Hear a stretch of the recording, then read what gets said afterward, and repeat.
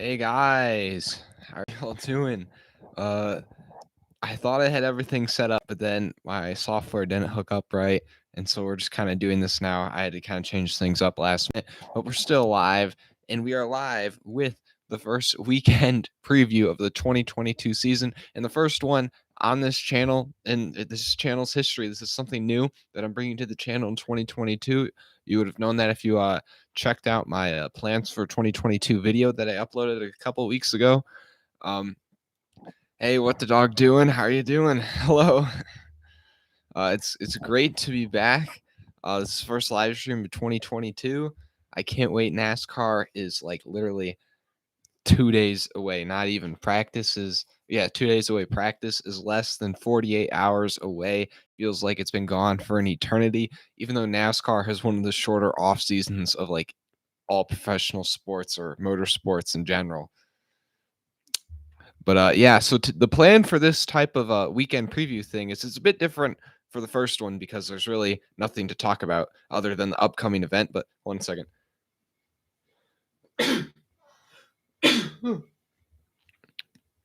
Well, also this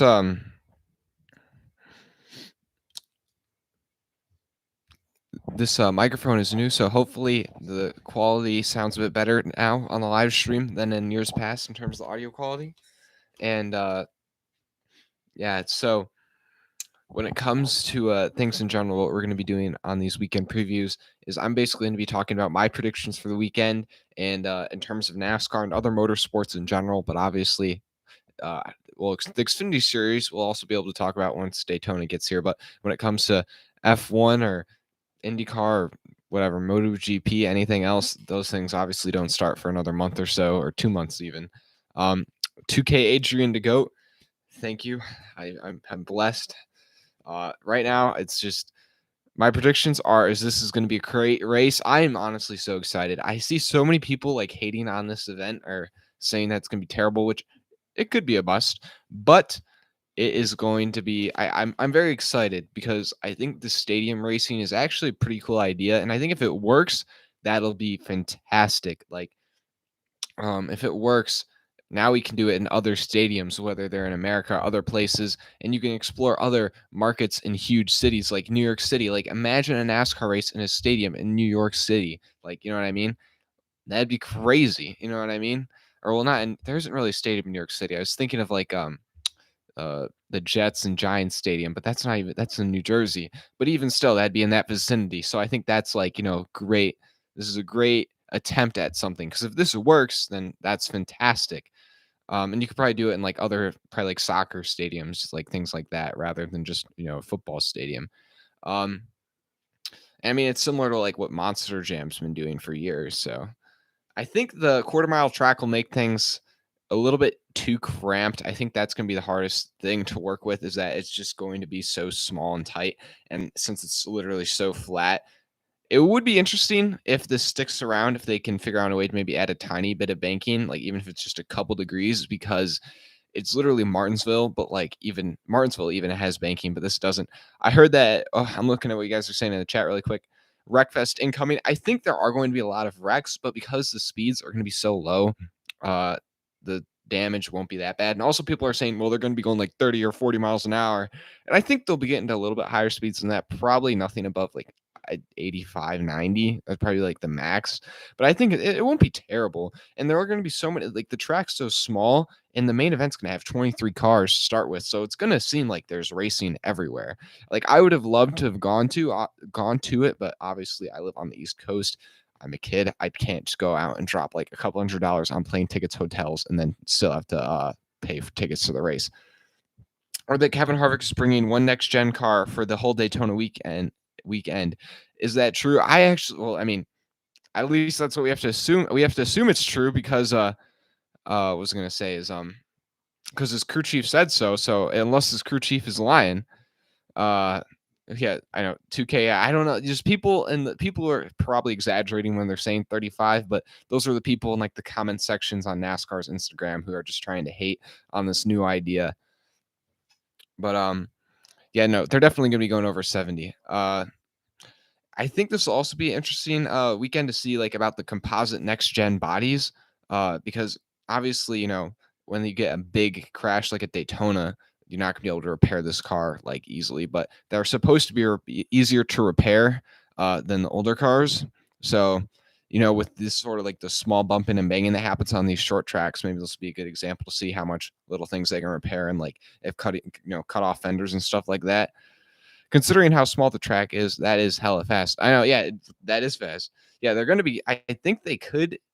I mean, I really don't know. I have no idea. Nobody really knows. I guess you probably could have looked at. I don't know. You can probably find an iRacing statistic on it and see how fast people are going in iRacing. Like that's not going to be totally accurate, but it'll probably be somewhat.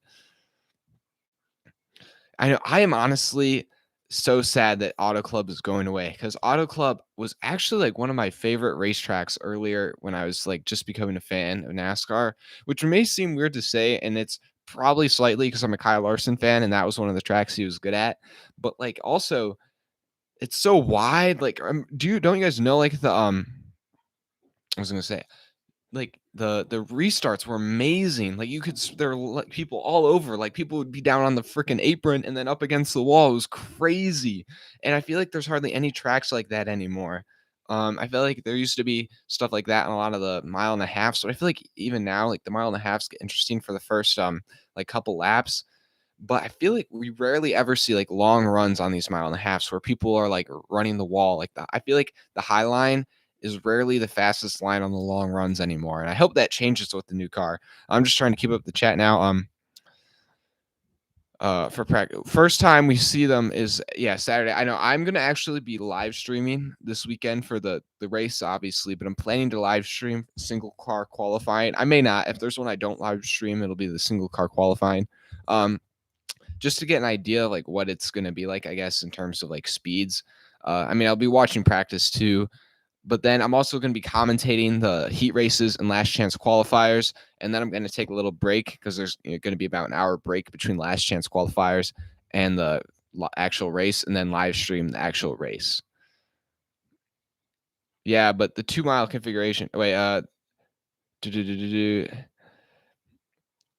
yeah, I'm also so glad practice and qualifying is back. I'm so thankful. I mean, even though the practice is going to be like hardly, it's only going to be like a half hour or whatever they're saying. At least it's something, and especially as a fan, like when you're there in person. When I went to like the 2 races last year, literally, it was just the race. That's all that happened all day. Now that was still enjoyable, but like the rest of the day, are just walking around.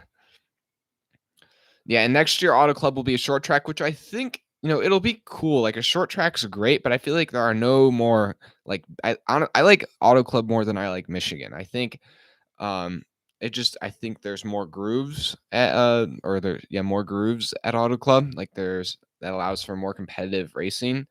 So like I'd say that compared to Michigan, and so it's gonna be a hole in my heart after it's gone. I'm trying to think, and also I mean tracks like Dover are also kind of on the end of their lifespan, I think, in NASCAR with their like being purchased by SMI recently. Like SMI is going to be trying to get tracks like Nashville, the the two tracks they just bought. I'm totally blanking. Like Northwestboro and to try like Nashville Fairgrounds and stuff like that if they can get it um repaired and stuff. So like they're going to be trying to like put those things on the schedule and take like Dover off or something. Which I understand Dover, usually on TV is pretty boring. Maybe the next gen car will make it better, but in person, it's honestly really amazing because it's like Bristol but bigger and faster, and you can still see everything though, which is great. Like, and you can see everything like pretty clearly. And there's a great atmosphere, and it's one of like the only races kind of up in the Northeast. So it's like a market that's like doesn't have a lot of events, which I mean, rightly so. Like the majority of fans are down south and in the Midwest, but and Atlanta Super Speedway. Well, I think this year I'm gonna miss the old Atlanta, but like obviously they had to repave it, and I mean now it's gonna be totally different. I am very interested to see like is it gonna actually be like a mini super speedway? Because I think in that case it could be crazy. What are my predictions for the season? So I'm working on my season predictions video. I'm gonna have it out after the Clash. I'm going to have it out before the 500 because I wanted to see the Clash to kind of get some idea about these cars. I feel like since it's a next gen car, and I feel like if I go out there without seeing how they are, at least in like one race, I think it'd kind of just be like a lot of the opinions would kind of be like, because everybody's saying this car is going to be the great equalizer, but is that really true? I personally don't think it's going to make a huge difference. I think it'll make some, but I think the bigger difference will more so be that some teams just understood the car better at the beginning than other teams. And that's why some teams that maybe weren't as good before are doing better now. But I think over time, like by the end of the season, I think the better teams, like the teams that are good last year will be the teams that are good this year. And, if there's a new good team or powerhouse team, it'll be because like they put in the effort to make the car that good compared to past years. Also, I didn't realize this. The Money Team Racing, I thought they were just going to do the 500, but they're going to do 15 races this year, or at least attempt 15 races this year. So that's actually pretty cool. Like they're actually going to be around for that's like half the races in the season. So that's definitely pretty cool. I don't know how long they'll stick around after that, like because if they want to go full time, they're going to want to purchase a charter, and charters are pretty valuable. Now with the JTG accordingly possibly wanting to get rid of their charter, the Money Team could buy theirs. But I think a lot of it has to do with how good they do. I think if the Money Team, I think this is kind of something that Floyd Mayweather's like, oh, this is going to be so cool. But I feel like Casgral is a good driver, but he's not great. And I feel like that team's not necessarily. I think he's probably expecting them to run up in the top 15 like pretty frequently, but I honestly don't see that happening. Like they'd be lucky to probably get top 20s. Just because they're working with Starcom, who obviously we know how they were before. But are they really sure it's going to be low damage? I'm not quite sure what you mean by that. Do you mean like how the cars are going to be easier to repair? I think that's like what the whole point of the new bodies are. Is that this is something that I actually heard somebody say is that you can buy like sheet metal off of NASCARs or off your car like a NASCAR. The thing is that with the way the new cars are is that I was looking on Reddit and somebody who's like works for Stuart Haas is saying that you're not really going to be able to buy sheet metal anymore, possibly because they're going to be able to send in like pieces of sheet metal that are slightly damaged and they can have them like, I guess, refurbished. And so that way they're just basically good as new and they can put them on another car rather than like, you see a dented piece of sheet metal rather than throwing it like on some like place for sale for like $400, which I think is going to be like, it's just like, like I don't have any sheet metal personally, but I was thinking about buying some, but like if you're not gonna be able to really get it anymore, then, but I mean, that's like super minor.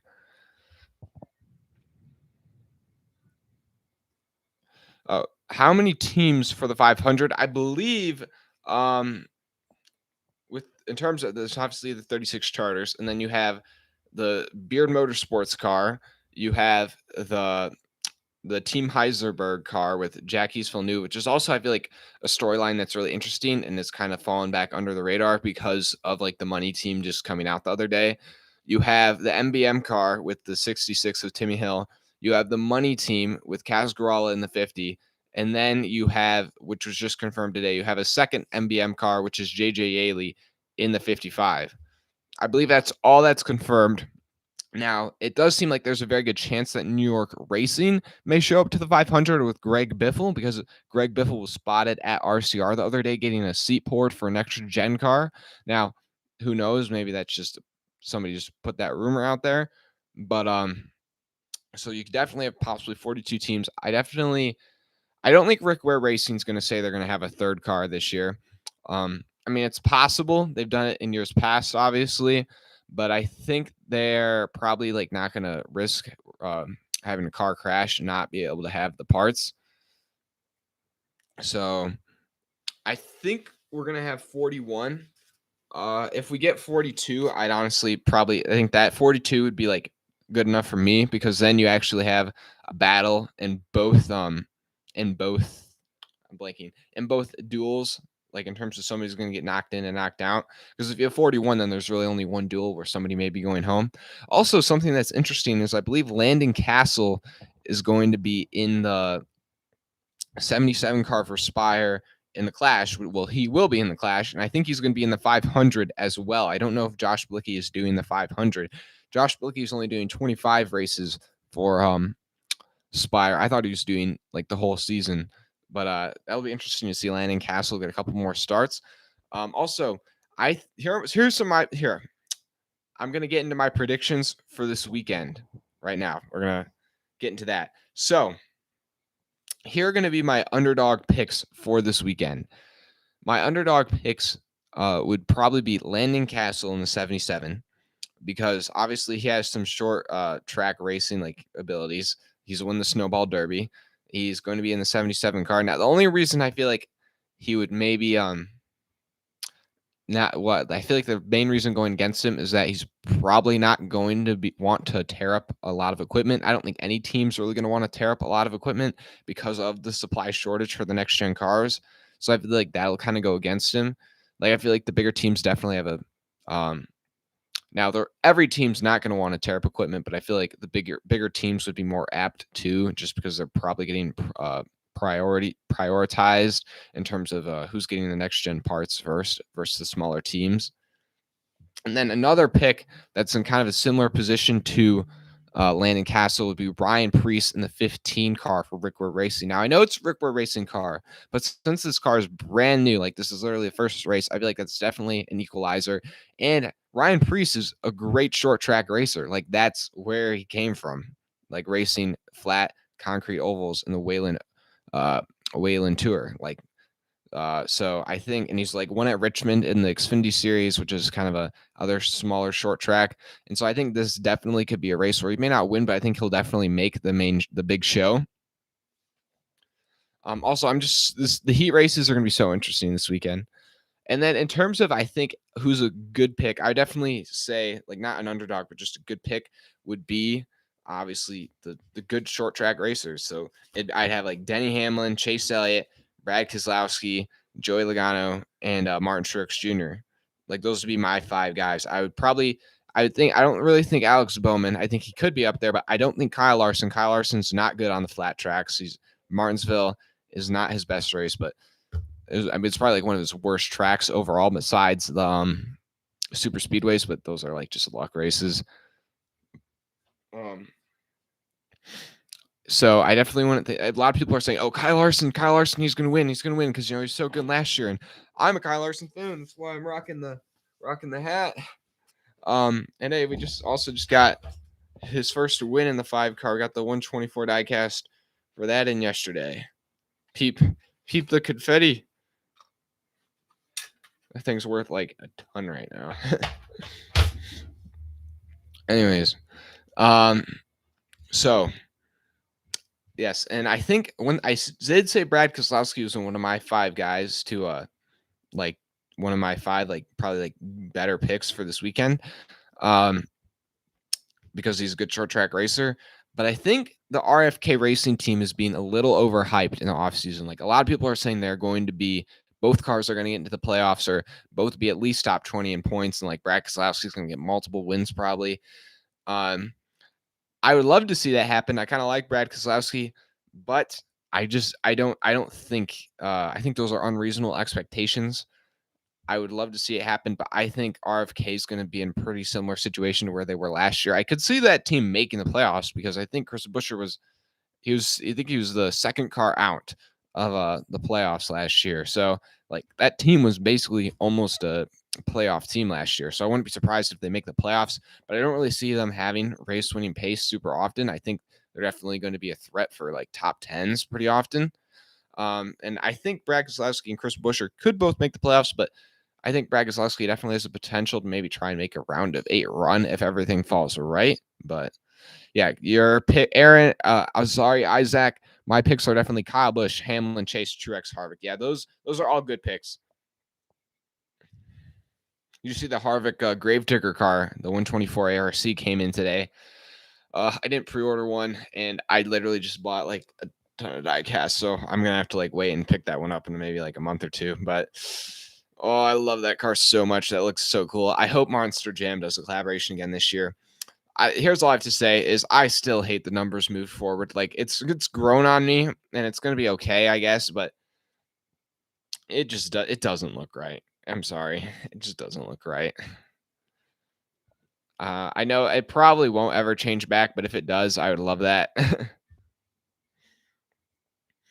I think this weekend we are gonna see quite a few cautions, but I don't think we're gonna see it's not gonna be a wreck fest like how the Busch Clash has been at Daytona in like 2020 and like 2019. Like, I think also because the track's so narrow and like somewhat slow, I don't think we're gonna see any like big crashes either. Like, it's gonna be people getting spun and stuff like that.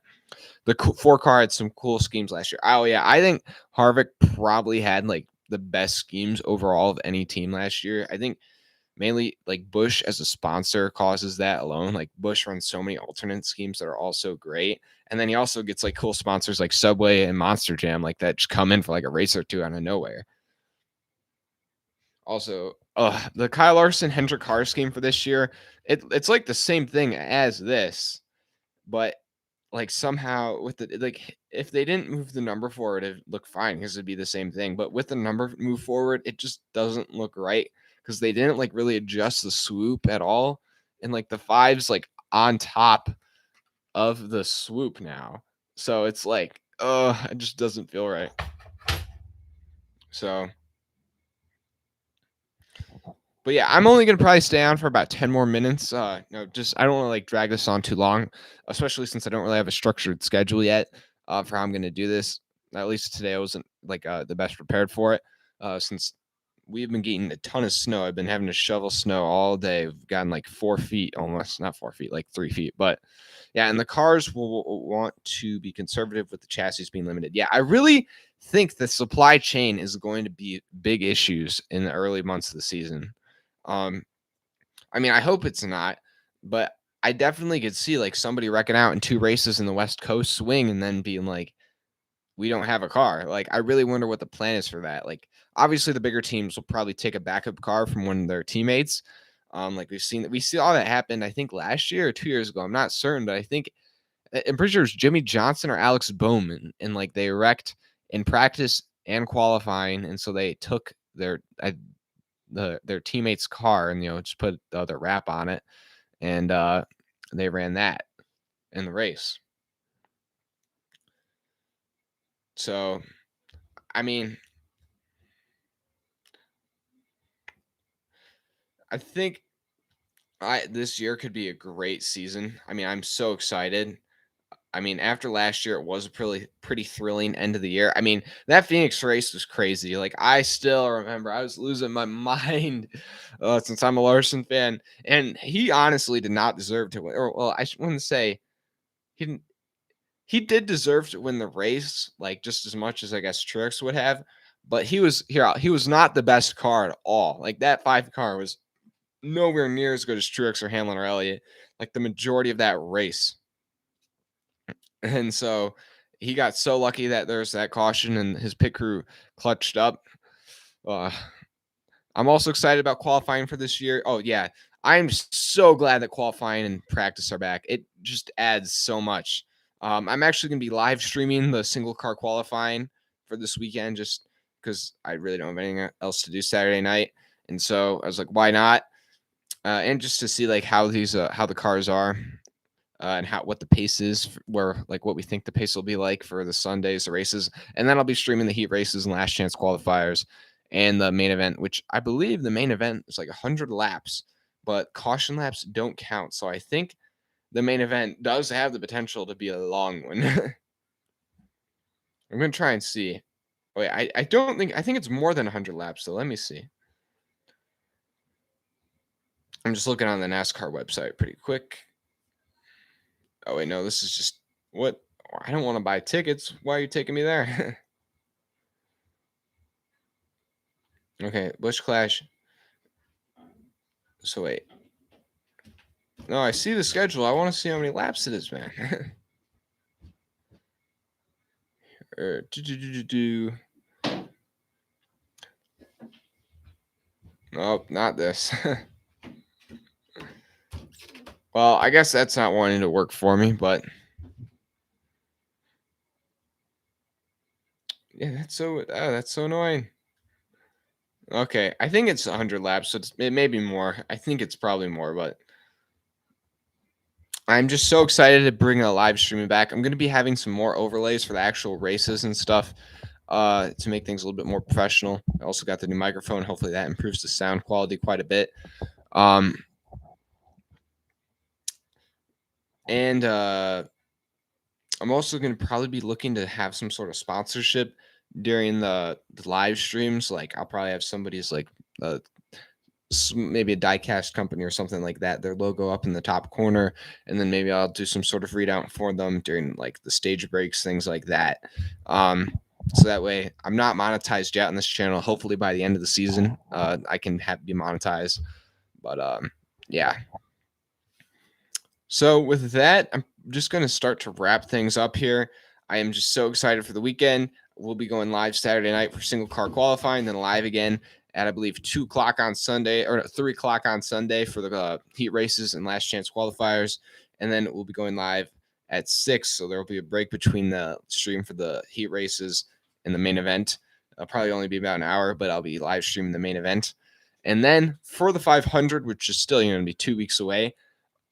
The 500, I most likely will not be streaming, like 95% chance, but I will most likely be streaming the duels, and then I'll be streaming probably the Xfinity Series race at the Daytona to kind of make up for not doing the 500.